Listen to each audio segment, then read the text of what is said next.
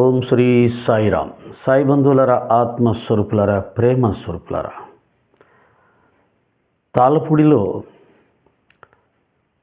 26, 27 ఈ నెల జరగబోయే జాతీయ సాయి భక్త సమ్మేళనం కార్యక్రమంలో 26 జరిగే కార్యక్రమ వివరాలు నిన్న క్లుప్తంగా మీకు వివరించడం జరిగింది. ఈరోజు 27వ తారీఖున జరిగే కార్యక్రమం వివరాలు వివరించే ప్రయత్నం చేస్తాను. మొదట ఒక చిన్న మేలుకొలుపు పాట బాబా గారిది.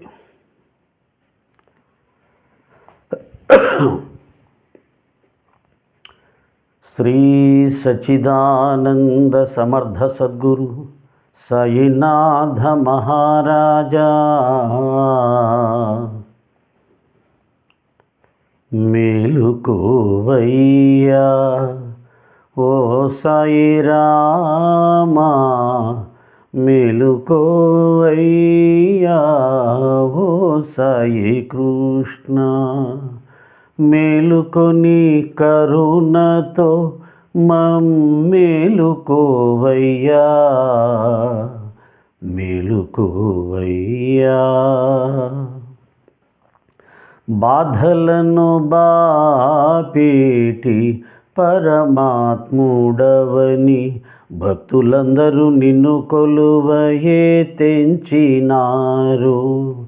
బ్రహ్మ కడిగిన పాదాలు మీ పాద పద్మాలు, బంగారు పల్లెరములో కడిగి తరించాలని కొండంత ఆశతో మీ ముందు నిలిచాము, కొండంత ఆశతో మీ ముందు నిలిచాము. మేలుకోవయ్యా ఓ సాయి రామా, మేలుకోవయ్యా ఓ సాయి కృష్ణ.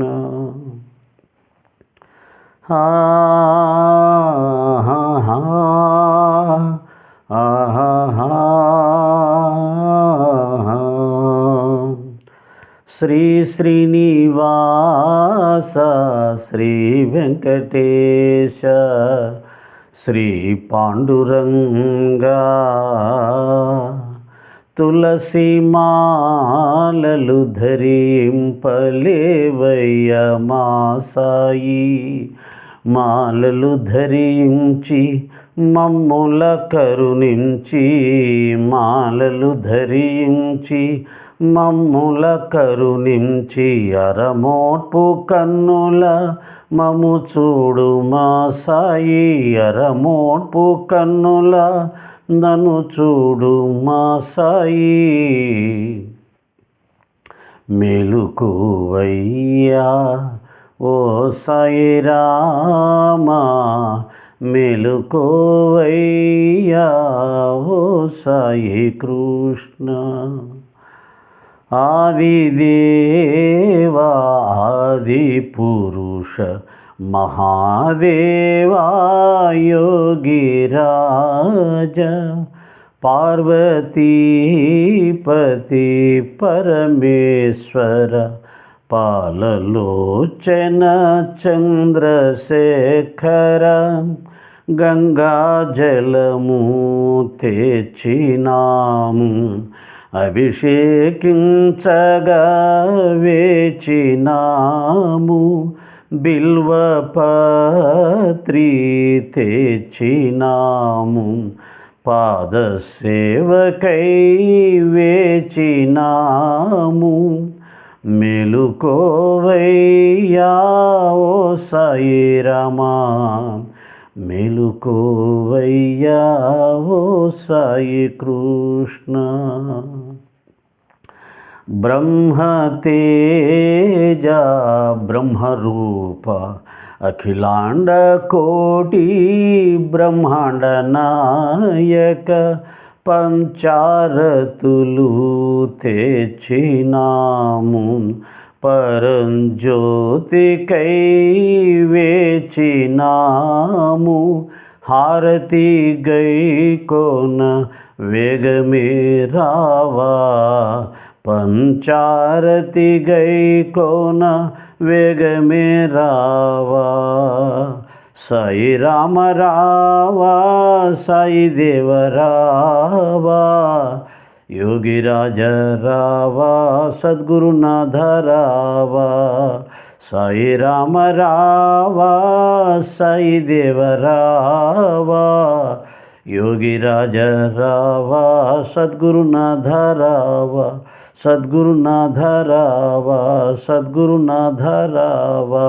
దిగంబర దిగంబర శ్రీపాదవల్లభ దిగంబర, దిగంబర దిగంబర నృసింహయతివర దిగంబర, మాణిక్య ప్రభువా దిగంబర, స్వామి సమర్థ దిగంబర, షిరిడి నివాస దిగంబర, శ్రీ సాయినాథ దిగంబర, ద్వారకమాయి దిగంబర, ధర్మస్వరూప దిగంబర, సటకాధారి దిగంబర, సమాధి నిలయ దిగంబర, విశ్వాధార దిగంబర, విశ్వస్వరూప దిగంబర, అంతర్యామి దిగంబర, ఆత్మస్వరూప దిగంబర, పరమాత్మస్వరూప దిగంబర. ఓం సాయి శ్రీ సాయి జయ జయ సాయి, ఓం సాయి శ్రీ సాయి జయ జయ సాయి, ఓం సాయి శ్రీ సాయి జయ జయ సాయి, ఓం సాయి శ్రీ సాయి జయ జయ సాయి. శ్రీ సచ్చిదానంద సమర్థ సద్గురు సాయినాథ్ మహారాజ్కి జై. సాయి బంధువులరా, ఇంకా 3 రోజులు ఉంది తాళ్ళపూడిలో జాతీయ సాయి భక్త సమ్మేళనం. రత్నాజీ జనార్దన్ రావు గార్ల సంకల్పం కళ నెరవేరడానికి ఇంకా సరిగ్గా 3 రోజులు ఉంది. చివరిలో ఒక అద్భుతం జరిగింది. మామూలుగా ఈ కార్యక్రమాన్ని తాళ్ళపూడిలో బాబాగారి మందిరానికి ఆనుకొని ఉన్నటువంటి కళ్యాణ మండపంలో చేయాలని అనుకున్నారు. కానీ దీనికంటే ముందు ఇప్పుడు జరగబోతున్నటువంటి పచ్చని పంట పొలాల మధ్యలో, పచ్చని వాతావరణం మధ్యలో కొత్తగా వెలసినటువంటి ఒక సుందరమైన అందమైన కొత్త కళ్యాణ మంటపంలో చేయాలని మొదట సంకల్పం జరిగింది. కానీ తర్వాత అది కాస్త ఊర్లోనే బాబా మందిరం దగ్గరనే జరుపుకుంటే బాగుంటుంది కదా అని అభిప్రాయం మార్చుకోవడం జరిగింది. కానీ చివరికి మళ్ళీ అది మొదట అనుకున్నటువంటి ఆ పచ్చని పంట పొలాల మధ్యలో వెలసినటువంటి కొత్త కళ్యాణ మంటపంలోకి మార్చబడింది. ఇది బాబాగారి సెలక్షన్, నా ఉద్దేశం వరకు. ఎందుకంటే బాబాగారు ఎప్పుడైనా సరే కొన్ని కార్యక్రమాలని కొన్నేముంది అన్నేమో అనాలనిపిస్తుంది. గురు సేవ అనేదాన్ని కానీ, భగవంతుని సేవ అనేదాన్ని కానీ పరిపూర్ణమైనటువంటి శక్తియుక్తులతో ఎంత వీలైతే అంత అద్భుతంగా జరుపుకోవాలి అని సంకల్పిస్తారనిపిస్తుంది. నా అనుభవంలో కూడా 2 సార్లు నేను మా షిరిడి సాయి ధర్మ ప్రచార సేవా సమితి తరపున కార్యక్రమం ఈ సంవత్సరం చేయలేనేమోలే అని అనుకున్న సందర్భాల్లో చేయించుకున్నాడు. సరే చేస్తే చేశాములే, ఏదో కొద్దిగా ఒకరోజు చేసుకుందాం, సింపుల్గా చేసుకుందాం, ఇంట్లోనే చేసుకుందాం, చిన్న వేదిక వేసుకొని చేసుకుందాం, పెద్దగా దండలు పూలు అవి ఖర్చులు లేకుండా ఇలా ఏదో కొంత తగ్గించుకొని చేసుకుందాంలే అని అనుకున్న సందర్భాల్లో ఎప్పుడూ చేయనంత గొప్పగా చేయించుకున్నాడు. దాన్ని బట్టి నాకు అర్థమైంది, ఇంటికి సున్నాలు వేయించి అవి కూడా ఆ ఖర్చులు కూడా పెట్టించి మరీ చేయించుకున్నాడు. అప్పుడు నాకు అర్థమైంది, ఈయన తన కార్యక్రమాలకి ఎక్కడ రాజీ పడ్డు, మనని కూడా రాజీ పన్నీయుడు. నిన్న చెప్పాను కదా, మన పెళ్ళిళ్ళకు, మన ఇంట్లో జరిగే పెళ్ళిళ్ళకు లక్షల కోట్లు ఖర్చు పెట్టి చేసుకుంటాం కదా. బాబాగారి కార్యక్రమం అనగానే ఏ దేవుడి కార్యక్రమం కదా అని ఏదో కొంత ఇబ్బందిగా ఉంది అని మనం సర్దుకుంటామంటే ఆయన సర్దుకోడు.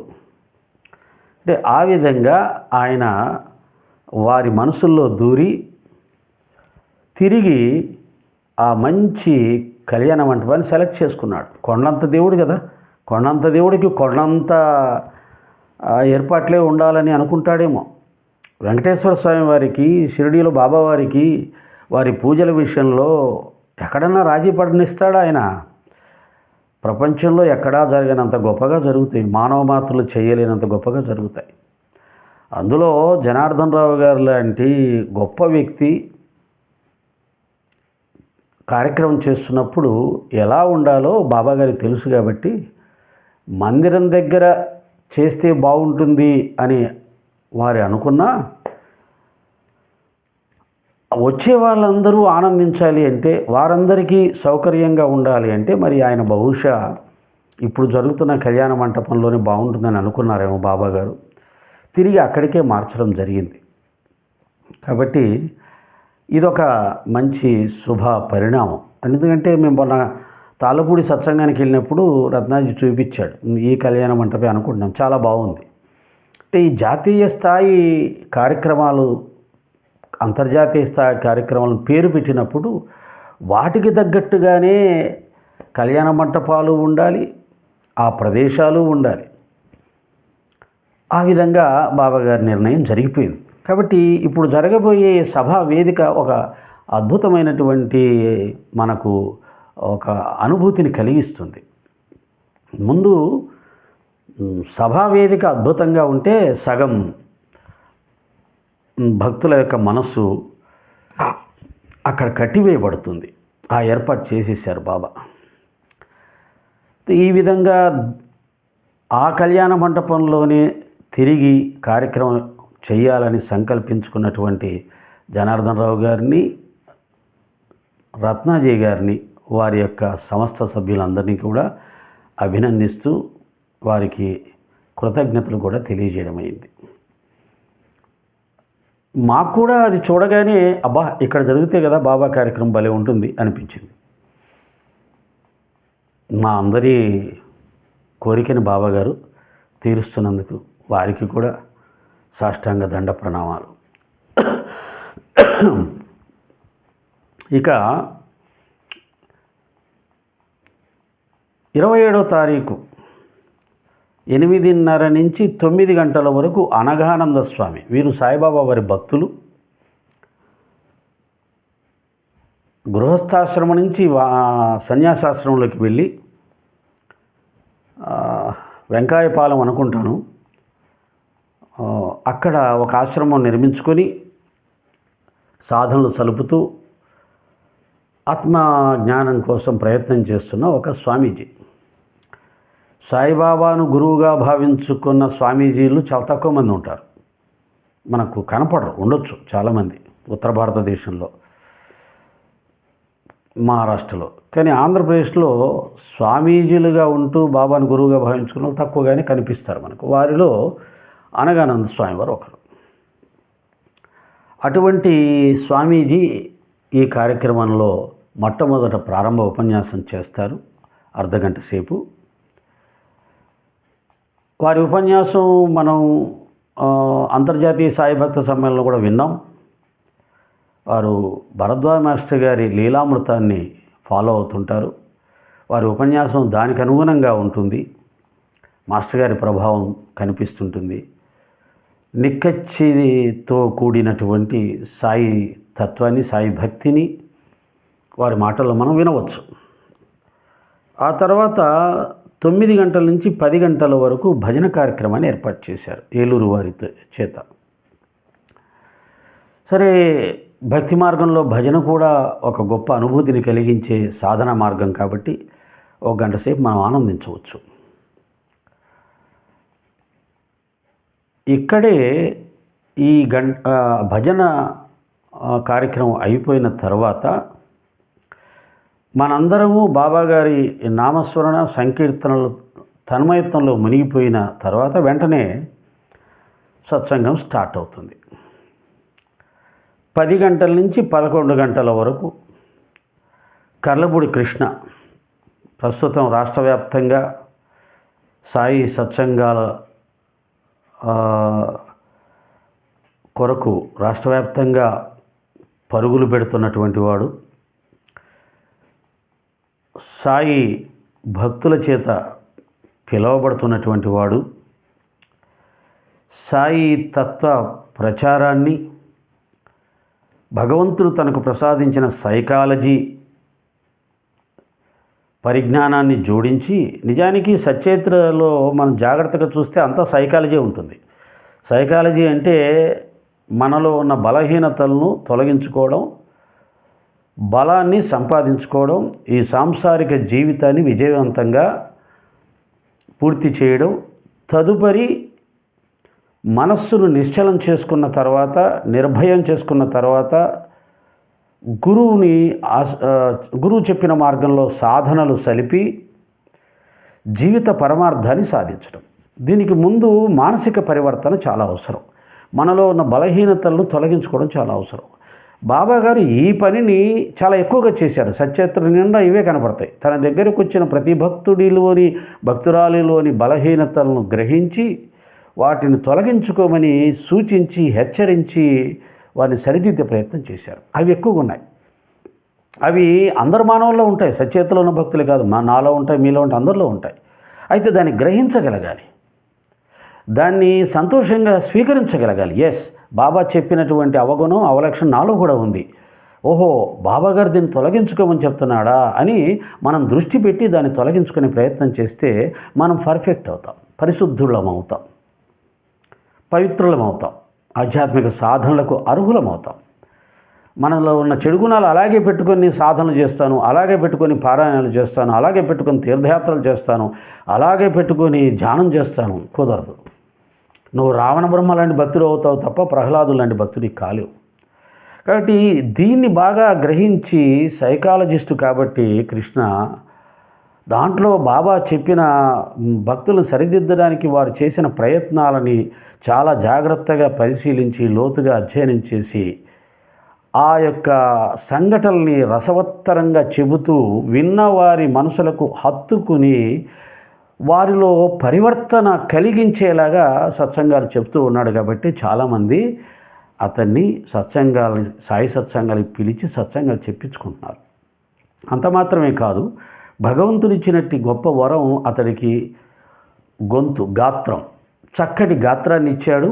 ఆ గాత్రాన్ని చక్కగా సాధన చేసి రాగయుక్తంగా పాడుతూ, అది ఆధ్యాత్మిక సంకీర్తన కావచ్చు, లేదా లౌకికమైనటువంటి కీర్తనలు కావచ్చు, ఏవైనా సరే సామాన్యంగా లౌకికం పాడినట్టు నేను ఎక్కడ వినలా. ఆయన నోటి నుంచి ఒక లౌకికమైనటువంటి సినిమా పాటలు కానీ ఇంకోటి కానీ పాడింది వినలా. ఆయన పాడితే వీరబ్రహ్మేంద్ర స్వామి వారి తత్వాలు పాడతాడు, యోగి వేమన పద్యాలు ఏమన్నా 1-2 పాడతాడేమో తెలియదు.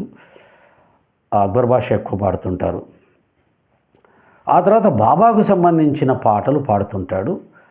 మానవ సమాజానికి ఆవశ్యకమైనటువంటి తల్లిదండ్రులకు సంబంధించిన, భగవంతుడు, గురువులు, పెద్దలు మనకు అందించిన మాతృదేవోభవ పితృదేవోభవ అన్నారు. కాబట్టి మాతృమూర్తిని ఎలా గౌరవించాలి, ఎలా చూసుకోవాలి అనే ఒక ఇన్స్పిరేషన్ కలిగించడానికి అమ్మ పాట పాడుతుంటాడు.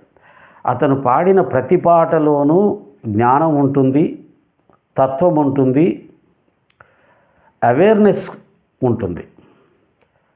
ఆ పాటలు కూడా భక్తులకు విపరీతంగా అలరిస్తాయి.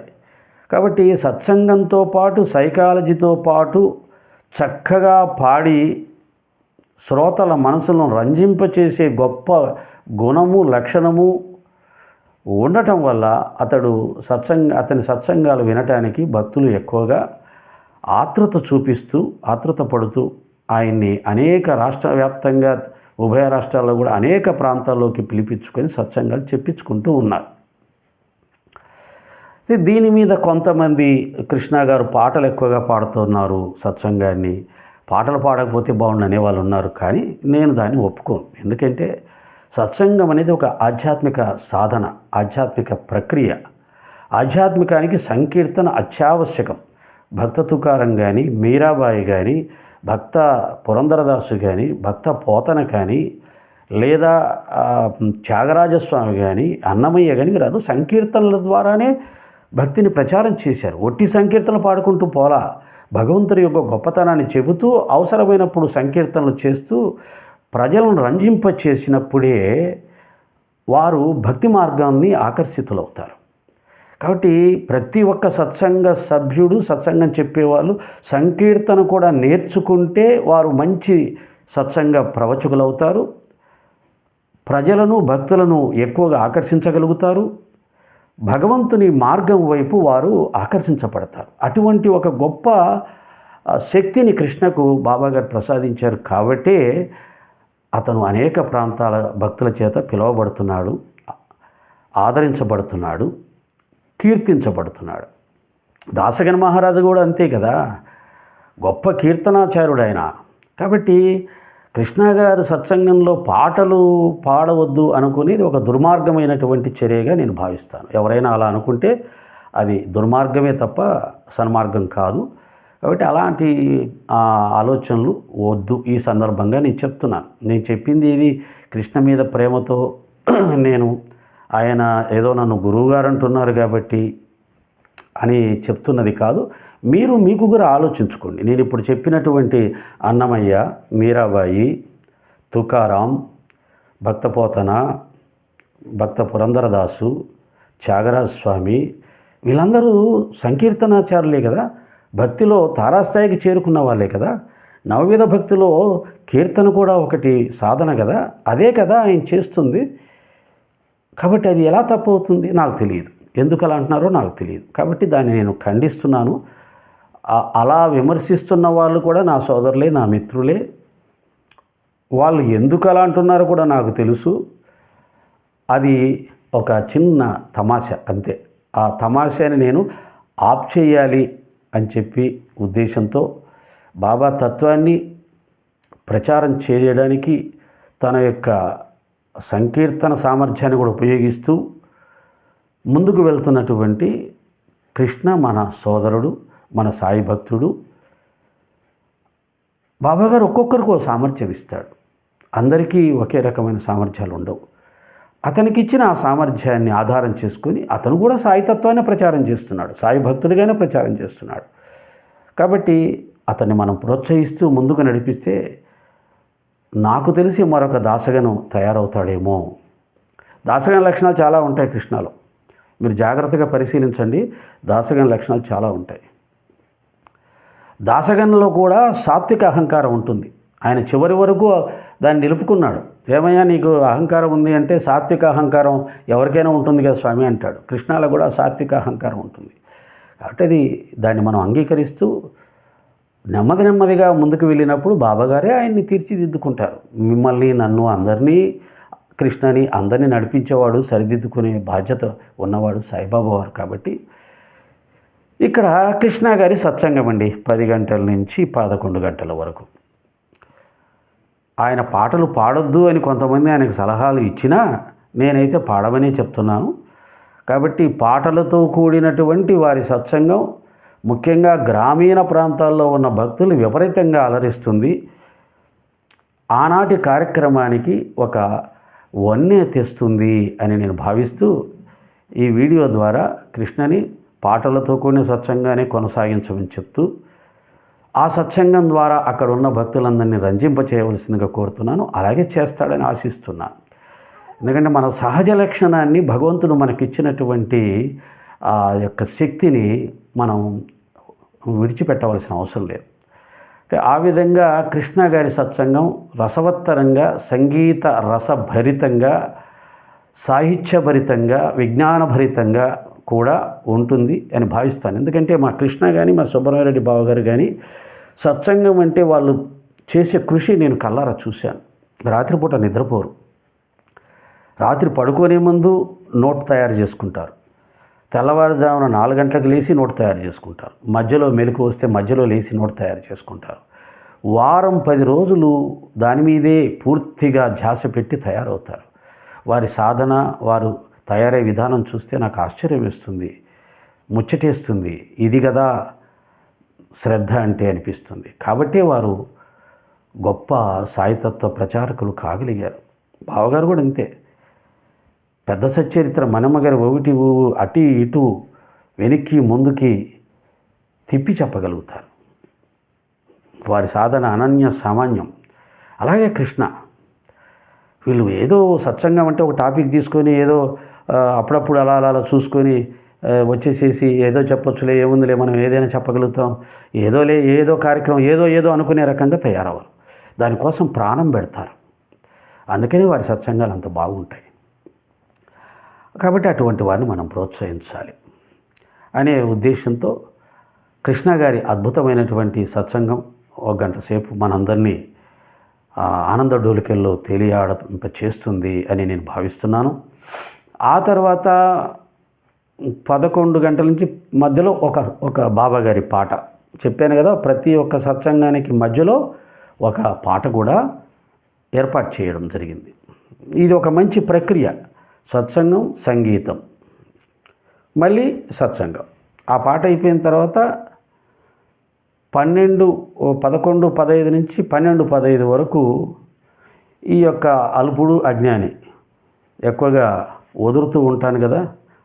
కాబట్టి ఈ అల్పుడి అజ్ఞాని యొక్క సత్సంగం ఏమిటయ్యా అంటే బాబాలోని గురుతత్వము, సద్గురుతత్వము, సద్గురుతత్వం. బాబాలో 3 రకాల గురుతత్వాలు నేను దర్శిస్తూ ఉంటాను. సాధారణంగా గురువుల్లో ఉండేది ఏమిటయ్యా, 2 రకాల గురువులే ఉంటారు. ఒకటి గురువు అంటే తన దగ్గరికి వచ్చినటువంటి విద్యార్థులని సంస్కరించడం, విద్య నేర్పించటం. వీరు భౌతిక గురువులుగా కూడా ఉంటారు. మ్యాక్సిమం గురువు అంటే భౌతికమైన విద్యలు నేర్పించే వారికి ఎక్కువగా వాడుతుంటారు మా గురువుగారు అని. ఆధ్యాత్మికానికి వచ్చేసరికి సద్గురువు అయి ఉండాలి. సద్గురువు అని అంటే అర్థం సత్యాన్ని దర్శించినటువంటి వాడు, ఆత్మను దర్శించినటువంటి వాడు, ఆత్మజ్ఞానం పొందినటువంటి వాడు, తనను ఆశ్రయించిన వారికి కూడా ఆత్మజ్ఞానం ప్రసాదించగల సామర్థ్యం కలిగిన వారిని సద్గురువు అంటారు. మామూలుగా లోకంలో గురువులు, సద్గురువులు ఉంటారు. కానీ సమర్థ సద్గురువు ఒక్కడే, వారు సాయిబాబా వారు. ఇది ఈక్వల్ టు జగద్గురు అనే పదానికి. జగద్గురు శంకరాచార్యులు, జగద్గురు శ్రీకృష్ణ పరమాత్మ అంటాం కదా. ఈ సమర్థ సద్గురు అనేది దానితో సమానమైనటువంటిది. సృష్టి స్థితిలయలు చేయగల సామర్థ్యం కలిగినటువంటి పరమాత్మ లక్షణాలు ఎవరికి ఉంటాయో వారిని సమర్థ సద్గురు అంటారు, జగద్గురువు అంటారు. ఆ విధంగా బాబాగారిలో ఉన్నటువంటి ఈ గురుతత్వాలని వారు నాకు ప్రసాదించిన మేరకు వివరించే ప్రయత్నం చేస్తాను. నిజానికి నేను ఇప్పుడు చెప్పిన వాళ్ళందరూ నాకంటే బాగా సత్సంగాలు చెప్పగలిగిన సామర్థ్యం కలిగిన వారు.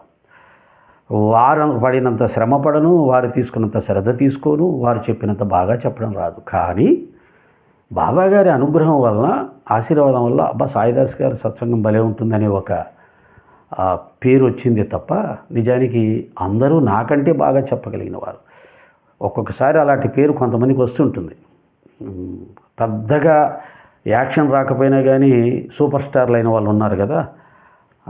అలాగా నేను కూడా పెద్దగా చెప్పలేకపోయినా నన్ను కూడా గొప్పగా చెప్తాడనే పేరు తెచ్చాడు బాబాగారు. ఆయన దయతో ఇచ్చినటువంటిది తప్ప ఏం లేదు. ఆ తర్వాత మధ్యాహ్న భోజన కార్యక్రమము, ఆ తర్వాత 1 గంట సేపు మళ్ళీ భజన కార్యక్రమం, గంట అర్ధగంట పెట్టాడు. ఆ తర్వాత మన నెల్లూరు మధు సాయి గారి సబ్జెక్ట్ ఏంటి, సాయి నామ మహిమ. సాయి నామ మహిమ, సాయి నామంలో ఉన్నటువంటి మహిమ ఏమిటి, వారి నామాన్ని పలుకుతే, కీర్తిస్తే వచ్చే ఫలితం ఏమిటి. ఇందాక చెప్పాను కదా, కృష్ణ ఏదైతే భగవన్నామ సంకీర్తన చేస్తూ సత్సంగం చెప్తాడో మా మధు కూడా అంతే. దాదాపుగా రకరకాల పాటలను పాడుతూ చక్కగా ఆయన పద్ధతుల్లో, నిన్న చెప్పాను వర్మసాయి గారి యొక్క సత్సంగం చెప్పే విధానము, వారి యొక్క మాట తీరు చమత్కారంగా ఎలా ఉంటుందో వెరైటీగా అందరికంటే మా మధు సాయి సత్సంగం కూడా అలాగే ఉంటుంది. ఆయన కూడా అంతే, అరుస్తూ ఉంటాడు, మనకు నవ్వు వస్తుంది. వెంటనే మొక్క కవలికలు మారిపోతూ ఉంటాయి. కళ్ళు పెద్ద ఎత్తుంటాయి, చిన్న ఎత్తుంటాయి, ఏడుస్తుంటాడు, ఆనందిస్తుంటాడు, గెంతులేస్తూ ఉంటాడు. బాబా పేరు చెప్పి ఎంతో ఉత్సాహంగా ఎగిరి గంతులేస్తుంటాడు, మనందరి చేత గంతులేపించేలా చేస్తుంటాడు. రకరకాల పద్ధతుల్లో సాయి భక్తిని మనకు అందజేస్తాడు. వదిలేస్తే మనం ఎవరు పట్టుకోలేము మధు సాయిని. ఒక్కసారి అక్కడ వాతావరణం అంతా మారిపోతుంది. అందరూ కూడా ఒక ఏదో తెలియని ఆవేశానికి లోనైపోతారు. అంత ఆవేశం వద్దు మధు, కొద్ది తగ్గించుకో, నువ్వు అలా చెప్తే ఇక్కడ వాతావరణం మారిపోతుంది. అంతకుముందు సత్సంగాలు చెప్పిన వాళ్ళ సత్సంగాలని ఎగిరిపోతాయి అని చెప్పేసి మధుకు చెప్పి కొద్దిగా అతని ఆవేశాన్ని తగ్గిస్తే కొద్దిగా తగ్గించుకున్నాడు. లేకపోతే అతను సత్సంగం చెప్తే అంతకుముందు చెప్పిన సత్సంగాలని ఎగిరిపోతాయి. అలా చెప్తాడు. అలా ఒక కొత్త పద్ధతిలో, కొత్త విధానంలో ఒక అద్భుతమైనటువంటి భక్తి తత్వాన్ని ఆవిష్కరిస్తాడు మన మధు సాయి. ఆ తర్వాత ఆదిపూడి గారు, ఆదిపూడి మోహన్ రావు అనే గొప్ప సాయి అంకిత భక్తుని కుమారుడు. ఆలూరు గోపాలరావు గారు బాబా సమాధి అనంతరం భక్తులు చరిత్ర ఒకటి రాశాడు. దాంట్లో మోహన్ రావు గారి లీలలు కూడా రాయడం జరిగింది. ఆదిపూడి సాయిరాం వాళ్ళ నాన్నగారు, అంత గొప్ప తండ్రి కడుపున పుట్టిన ఆ మహానుభావుడు కూడా గొప్ప సాయితత్వ ప్రచారకుడు. అనేక గ్రంథాలను రచించాడు, ముద్రించాడు. బహుశా ఆయనకి మరి ప్రింటింగ్ ప్రెస్ కూడా ఉందో, లేకపోతే ప్రింటింగ్ ప్రెస్ తోటి టైఅప్ అయ్యాడో కానీ చాలా గ్రంథాలు, ముఖ్యంగా ఆలూరు గోపాలరావు గ్రంథాలు ఆయనే చాలా వరకు ముద్రింపచేశాడు. సాయి తత్వ ప్రచారంలో చాలా సేవ చేశాడు. ఆయన మాటలో వినాలంటే కొన్ని వందల గ్రంథాలను ఆయన రచించటము లేదా పర్యవేక్షించటము, రాయడం చేయడం జరిగింది. అలాగే మంచి ఆస్ట్రాలజరు, మంచి సిద్ధాంతి, బాబాని అమితంగా ప్రేమించేటువంటి వాడు, సహృదయుడు, మృదు స్వభావి, చక్కగా సాయితత్వాన్ని ఒక డిగ్నిఫైడ్గా ప్రజెంట్ చేస్తాడు. దాన్ని వేరే రకాలుగా వేరే వాటితో క్రోడీకరిస్తూ రకరకాలుగా చెప్పకుండా సాయితత్వాన్ని ఉన్నదన్నట్టుగా చెప్పడం అనేది వారి ప్రత్యేకత, ఆదిపూడి సాయిరామ్ గారు. అలాగే ఈ తాళపూడికి సంబంధించిన కొన్ని పాటలు కూడా ఆయన రికార్డ్ చేసి రిలీజ్ చేశారు. ఈ మధ్యన ఆలూరు గోపాలరావు గారి మీద కూడా ఒక పాట రచించి రికార్డ్ చేసి ప్రజలకు అందజేశారు. సాయి టీవీ ఛానల్ తరఫున కూడా వారు చాలా ప్రోగ్రామ్స్ చేశారు. ఆయన కూడా చాలా గొప్ప సాయి తత్వ ప్రచారకులు. వారి ప్రజెంటేషన్ ఒక కొత్తగా ఉంటుంది. ఇంతవరకు చెప్పినవన్నీ ఒక రకంగా ఉంటే వారి ప్రజెంటేషన్ ఒక కొత్తగా ఉంటుంది. చెప్పాక డిగ్నిఫైడ్గా ఉంటుంది, ఒక హుందాగా ఉంటుంది. మనిషి అలాగే హుందాగా ఉంటాడు, ప్రజెంటేషన్ అలాగే ఉంటుంది. వారి సత్సంగం తర్వాత మా రమణమూర్తి గారి సత్సంగం పెట్టుకోవడం జరిగింది. మరి బాబా గారు వారిని తీసుకొస్తారో తీసుకురారో. వారు ప్రస్తుతం మోకాళ్ళ ఆపరేషన్ చేసుకొని రెస్టులో ఉన్నారు. బాబా కావాలనుకుంటే అతన్ని తీసుకొని వస్తారు. మరి వారి బాబా గారి నిర్ణయం ఎలా ఉందో తెలియదు. వారు బాబా భక్తులు కాదు, కానీ బాబా ప్రేమికులు. బాబా తత్వాన్ని ప్రేమిస్తారు, బాబాని ప్రేమిస్తారు. ఈనాటి సమాజానికి బాబా తత్వం, బాబా బోధలు మాత్రమే సుఖశాంతుల్ని ప్రసాదిస్తాయి, దేశ సమైక్యతకు కారణమవుతాయి. కాబట్టి బాబా తత్వాన్ని నిలబెట్టుకోవాలి, బాబా తత్వాన్ని వ్యాపింపచేయాలి. బాబాని ఎవరైనా విమర్శిస్తే వారిని వదిలిపెట్టకుండా వారి వెంట పడాలి, వారి నోరు మూపించాలి అనే ఏకైక లక్ష్యంతో బాబాను ప్రేమించే ఒక గొప్ప తాత్వికుడు.